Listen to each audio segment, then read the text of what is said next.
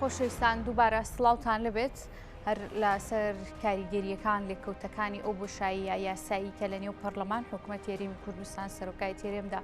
ڕوویداوە ئێستادا هەرێمی کوردستان چۆن مامەڵە حیزبەکان چۆن مامەڵە لەگەڵ ئەم پێشاتە نوێیەدا بکەن کە ماوەیەکە و لە ڕێگەی دادگای فیدراڵیەوە تانەکان گلەییەکان بابەتە ناقانونی یاساکانی هەرێمی کوردستان یەکلایی دەکرێتەوە چۆن لەمە دووە زیاتر و ورتر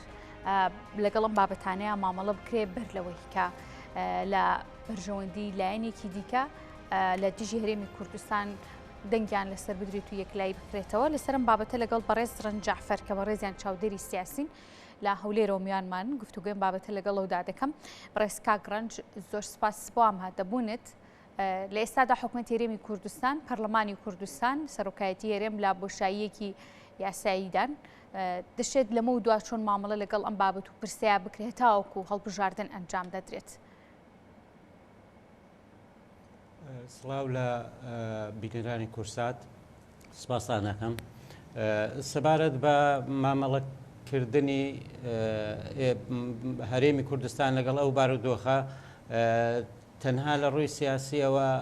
ئەوە ماوەتەوە کە چەندە هێزە سیاسیەکان دەتوانن زەمینە سازی بکەن لە واقعی سیاسی هەرێمی کوردستان بۆ ئەوەی بەو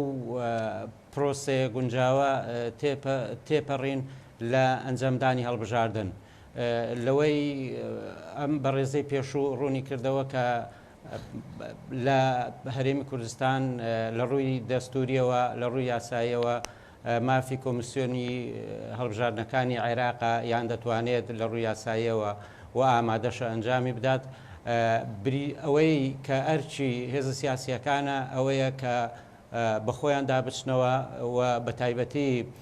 ئەو لایەنەی کە دەیویست لە ڕێگەی زۆرینە و کەمینەوە ئەم بابەتە تێپەڕێنێ ئەمە هۆکاری سەرەکی ئەو بارودۆخە بوو کە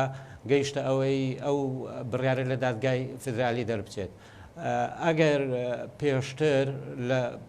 لە هەرێمی کوردستان لێگەیشتن هەبووە یان لەسەر بنەما و سەرەتای هاوسەنگی و سازان ئەو ئەرکانە جێبەجێ بکرابانە لە ڕووی یاساییەوە ئەوە بە دڵنیاییەوە دەگەیشتین بەم ڕۆژەی کە هەرێمی کوردستان بکەوێتە ئەو بۆشاییە دەستوریەوە بۆیە ئەوەی تێپەڕیوە تەواو کۆتایی پێهاتووە بەڵام ئەوەی کە ماوەتەوە ئەوەیە کە چیتر بە تەسکبینی یان بە شێوەیەکی وا مامەڵە لەگەڵ دۆخی نوێدا نەکرێت بەڵکو پێویستمان بە بیرکردنەوەیکی دووربینانە هەیە لە ڕووی سیاسیەوە بۆ ئەوەی ئێمە بتوانین ئەم قۆناغە تێپەڕێنین بە ئاستێکی وا کە لە جارێکی تر هەڵبژاردن بکرێت و ڕەوایی بگەڕێتەوە بۆ هەرێمی کوردستان. باش کاگڕەنج ئێستادا لە ئانووساتی ئەم بۆشاییەدا مەترسیەکان بۆ سەر هەرێمی کوردستان چین کە هێشتا دەبینین لەلایەن وڵاتانی دراوسێ و سنوورەکانی هەرێمی کوردستان بەوردومان دەکرێت کۆمەڵک پێشێلکاری تر مامەڵە بازرگانیەکانی هەرێمی کوردستان چیان بەسەردەت و لە ڕۆ سیاسیەکانەوە بە هەمان شێوە چۆن مامەڵە لەگەڵ هەرێمی کوردستانەکرێت لە کاتی ئەم بۆشاییانەیە. لە ئێمە لە هەرێمی کوردستان دەمێکە پێویستمان بە یەکدەنجی و یەک هەڵوێستی بووە لە ڕووی سیاسیەوە بەڵام ئەوەی لە پرۆسی سیاسی لە هەرێمی کوردستان ڕوویداوە زیاتر ئەوە بووە کە کێشەکان گیرگرفتەکان و بگرە قەیرانەکان سڕ بکرێن یان دەتوانین بڵێن بە قەیرانی تر چارەسەر بکرێن لە بری ئەوەی چارەسەری گونجاوی بۆ بدۆزرێتەوە و ئەمەش قەیرانە سیاسی و ئابوووریەکانی زیاتر بەسەر یەکدا کەڵەکە کردووە لەم بارەشدا لێکترازان و لێک دوورکەوتنەوەی زیاتر دروست بووە بە تایبەتی لەم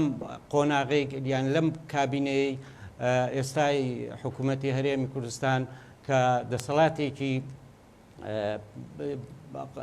جێبەجێکاری هەبووە لەبری ئەوەی هەنگاو بنرێت بۆ چارەسەرکردنی هەموو ئەو کێشانەی کە لە پێشتردا هەبووە بە پێچەوانەوە لێکترازان و گیرروگرفتی سیاسی و کارژێڕی زیاتر دروست بوون ئەمە بۆتە هۆی ئەوەی کە بیر لەوە بکرێتەوە کە بەم شێوەیە بیان بەو ڕێگایە چارەسەری ئەو کێشانە بکرێت بەڵام ئەو ڕەوشەی کە هەیە بەڵێ هۆکارێکە بۆ ئەوەی وڵاتانی دوور و دراسێش بە ئاسانی بتوانن داشی خۆیان سوارکەن بەسەر هەرێمی کوردستان ئەوەی دەیانەوێت لە بەرنامەی سیاسی و بگرە سەربازیشیان جێبەجێ بکەن و ئەمە دەرهاویشتێکی خراپە و چارەسەرکردنیشی لەم قۆناغەدا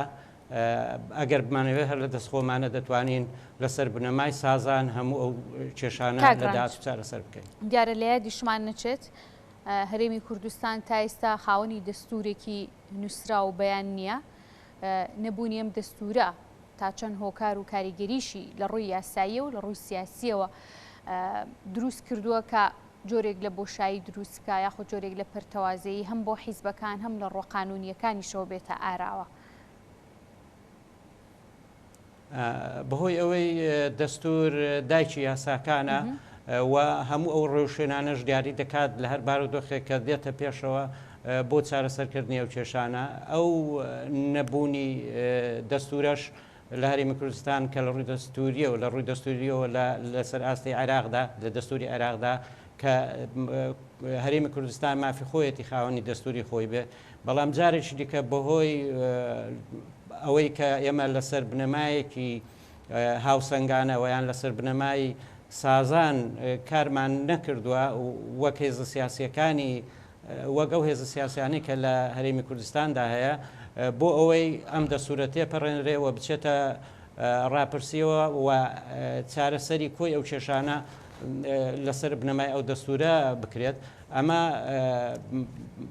دۆخەکەی وا لێ کردووە کە لەبری ئەوە بە پێی دەستوری عێراق و بە پێی بڕیاری دادگای فیدرالی عێراق هەموو ئەو کێشانە یەکلا بکرێتەوە و نەخشە ڕێگای نوێژ بۆ چارەسەرکردنی ئەم دۆخە بێتە پێشەوە کە هەڵبژاردن و یەکلاکردنەوەی یاسای هەڵبژاردن و بەڕێکردنی تەواوی پرۆسەکەی. باش لایەتمان نەچێت لە بە نزیکی مانگێک کەمتر یان زیاتر دەبێت لەلایەن ئێرانەوە مەترسیەک زەنگێکی مەترسی بۆ سەر عێراق بۆ سەر هەرێمی کوردستان لێ دراوە ئەویش لەلایەن بەپرسانی باڵای ئەو وڵاتە بە دیاریکراوی ئەنجومەنی یاساییش لە ئێرانەوە ئەوە باس کراوە کە ئەوان لە ئایندەیەکی نزیکدا و لە داهاتوودا سوپای ئێرانی ئاراستی سنوورەکانی عێراق هەرێمی کوردستانەوە دەکەن و هێرشەکانیشیان بۆ خاکی هەرێمی کوردستان دەست پێ دەکەنەوە. یعنی ئەم بۆشاییە یاسایی و دەستوریانە کە لە ئێستادا لە هەرێمی کوردستانە هەیە تا چەند زەمینە ساز دەکات بۆ مەترسی زیاتر بۆ خاکی هەرێمی کوردستان. خۆی ئەو مەترسیانەی کە لە دەرەوە دێن لە دەرودراوسێ دێن هێندەی پەیوەندی بۆ بارودۆخە سیاسی قەیراناویە هەیە کە لە هەرێمی کوردستان هەیە کە نەبوونی یەکدەنجی و لێک گەیشتنە ئەمە بەڵێ مەترسیی ئامادە هەیە لەلایەن وڵاتانی دراوسێەوە بۆ لەوەی کە هەمیشە دەتوانن لە کاتی پێویستدا هەڕەشە بکەن و هەڕەشەی مەترسیدار بکەن ویان بە شێوەیەکی کردارەکی ئەو هەڕەشانەش جێبەجێ بکەن. ئەم نەبوونی یەکدەنجە